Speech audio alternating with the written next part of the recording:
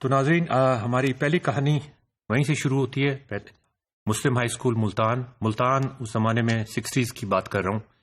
ایک بہت ہی اچھے اسکول کا ذکر کر رہا ہوں جس میں میں نے پڑھائی حاصل کی. One of the model schools نہ صرف پاکستان کے اندر بلکہ میرے خیال میں پورے ایشیا کے اندر یا پوری دنیا کے اندر. ایک معمولی سے شہر میں، ملتان شہر تو بڑا تھا لیکن ایک معمولی سے شہر تھا. یہ جو کہانی ہے یہ مسلم ہائی اسکول ملتان کی ہے، پل معجریہ کی کہانی ہے. It was run by a visionary head master. چھوٹی سی کمیٹی تھی لوگوں کی جو اس کو رن کرتی تھی، اور ہیڈ ماسٹر چودھری عبدالرحمان مجھے ابھی تک یاد ہیں، وہ اس اسکول کو رن کرتے تھے. کچھ چیزوں پر ان کا سٹریس بہت شدید ہوتا تھا. وہ کسی بھی چیز میں کمپرومائز کوالٹی کے اوپر نہیں کر سکتے تھے. یہ اسکول کی کہانی میں آپ کو اس لیے سنانے کی کوشش کر رہا ہوں کہ وہ ماڈل اسکول جو اس زمانے میں ایگزسٹ کرتے تھے ان کی بھی کچھ لمیٹیشنز تھیں. وہ بہت زبردست اسکول تھے، وہ دنیا کے بہترین اسکول تھے، لیکن ان کی بھی کچھ لمیٹیشنز تھیں. ان لمیٹیشنز کو ہم آج کافی حد تک کم کر سکتے ہیں، ختم کر سکتے ہیں، آگے جا سکتے ہیں. تو میں نے آپ کو بتایا کہ چودھری صاحب کمپرومائز نہیں کرتے تھے کوالٹی کے اوپر. اچھا، اب کوالٹی کن چیزوں کے بارے میں ہوتی تھی؟ جو اس زمانے میں او لیول اور اے لیول کا، میں 1960s کا، ارلی 60s مڈ 60s کا ذکر کر رہا ہوں. اس زمانے میں لاہور میں سینٹرل ماڈل اسکول بڑا مشہور ہوا کرتا تھا، لیکن وہ صرف پڑھائی میں ایکسل کیا کرتا تھا. ہمارے اسکول کی کہانی سنیے. پڑھائی کے حوالے سے جو چیز کسی اسکول کو ڈفرینشیٹ کرتی تھی دوسرے اسکول کے ساتھ، وہ نمبر آف میٹرک کے اسکالرشپس تھے جو اس زمانے میں ملا کرتے تھے. پنجاب کا ایک بورڈ ہوا کرتا تھا، بہت بڑا بورڈ، اور اس میں لاہور بھی شامل تھا، ملتان بھی شامل تھا، فیصل آباد اور یہ سارے علاقے شامل تھے. اس میں میرٹ کے اسٹوڈنٹس، ایک خاص نمبر آف تعداد اسٹوڈنٹس کی، جو ٹاپ کے 50 یا 100 اسٹوڈنٹس ہوتے تھے، ان کو میرٹ کا اسکالرشپ ملتا تھا، ان تمام بچوں میں سے جنہوں نے امتحان، اور وہ بہت مشکل سے لوگوں کو ملا کرتا تھا. تو میٹرک کے اسکالرشپ ایک اس کا بڑا امپورٹنٹ کرائیٹیریا تھا. دوسرا، ہمارے ہیڈ ماسٹر صاحب جو تھے وہ نہ صرف پڑھائی بلکہ گیمز پہ بھی بہت توجہ دیتے تھے. اور یہ ایک خصوصیت تھی ہمارے اسکول کی کہ صرف پڑھائی نہیں، جیسے ملت ہائی اسکول ملتان میں تھا، وہ ایک طرح کا ٹیوشن سینٹر بن گیا تھا. اس کے پاس زمین بھی نہیں تھی، بہت اچھا ٹیوشن سینٹر تھا. ان کے بھی اسکالرشپس میٹرک کے بہت ہوا کرتے تھے، لیکن گیمز کا نہ ہونے کے برابر تھا حساب کتاب. چیمپئن شپ ان گیمز. اب وہ چیمپئن شپ ان گیمز کا مطلب یہ نہیں تھا کہ صرف ملتان کے ریجن میں وہ ایکسل کرے اسکول. وہ پورے ویسٹ پاکستان میں اور بلکہ پورے پاکستان میں ایکسل کرتا تھا. اور جو چیمپئن شپس ہوتی تھیں وہ پھر ملتان میں تو خیر ہوتی تھیں، اس کے بعد لاہور میں ہوتی تھیں، پھر وہ ڈھاکہ میں ہوتی تھیں. تو وہ مطلب کنٹری لیول پر اس قسم کے ہمارے پاس ہونہار طلباء موجود تھے جو فٹ بال کی ٹیم میں یا ہاکی کی ٹیم میں یا کسی اور گیم کی ٹیم میں نیشنل ٹیم کے مقابلے پر آ سکتے تھے. مجھے ابھی تک یاد ہے ان تمام بچوں کا اتفاق سے وہ پڑھائی میں پیچھے رہ گئے. وہ پڑھائی میں کیوں پیچھے رہ گئے؟ کیا وہ صرف کھیل ہی سکتے تھے؟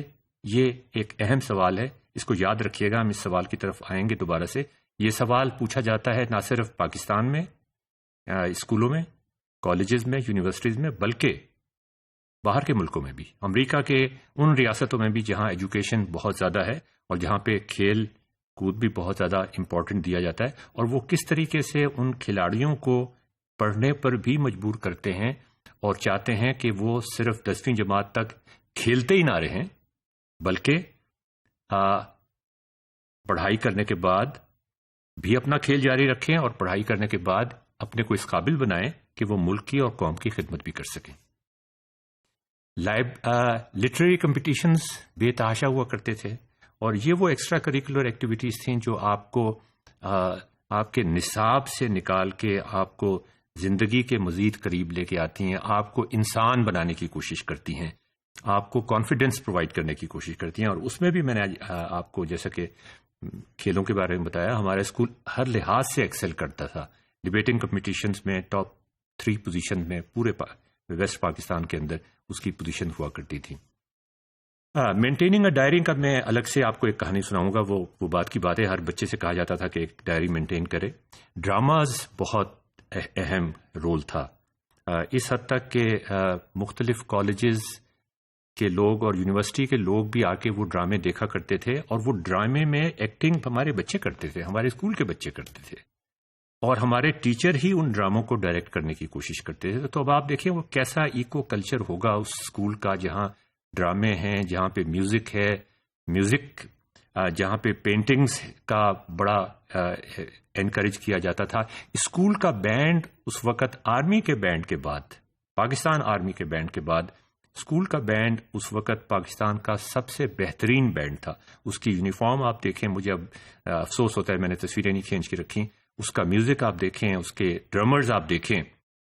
تو یہ ساری چیزیں، بزم ادب ہر ہفتے ہوا کرتا تھا، ہفتے کے آخری دن ورکنگ ڈے میں آخری پیریڈ بزم ادب کا ہوتا تھا، جس میں بچے اپنا لٹریری پروگرام، جس میں کچھ یوزفل چیزیں بھی ہوتی تھیں، کچھ ادبی چیزیں بھی ہوتی تھیں، کچھ مسائیہ چیزیں بھی ہوتی تھیں، کچھ دریافتوں کے بارے میں بھی چیزیں بتائی جاتی تھیں. بچے خود پروگرام بناتے تھے، خود ڈیسائیڈ کرتے تھے. ہر نوٹس بورڈ پہ باہر لگ جاتا تھا کہ فلاں کلاس کے اندر یہ پروگرام ہے، یہ چیزوں کے بارے میں ہم ڈسکس کر رہے ہیں. لوگ اس کو بڑا خوش خط طریقے سے بنانے کی کوشش کرتے تھے. بزم ادب کی ایکٹیویٹی، کلینلیس کمپٹیشنز کا، ہر بچہ کلاس میں ایک اس کی صفائی کی ذمہ داری بچوں پہ ہوتی تھی. اس کی الگ سے آپ کو کہانی سنائیں گے، یہ ابھی آپ ذرا تھوڑا اس کو الگ سے رکھیں. کولڈ واٹر اویلیبل ہوتا تھا ہر اسکول کے اندر، اور وہ بچوں کی ذمہ داری تھی. ان کی ایک سوشل پارٹیسپیشن تھی، ان کی ایک کولیبریشن تھی، ایک ان کی سوشل پریزنس تھی کہ وہ خود سے برف کا اور پانی کا ارینجمنٹ کرتے تھے. اور یہ سارا کچھ کرنے کے لیے یہ ایک خیراتی اسکول تھا جس کو گورنمنٹ کی کوئی ایڈ نہیں ملتی تھی. بیشتر اسٹوڈنٹس کی فیس معاف تھی.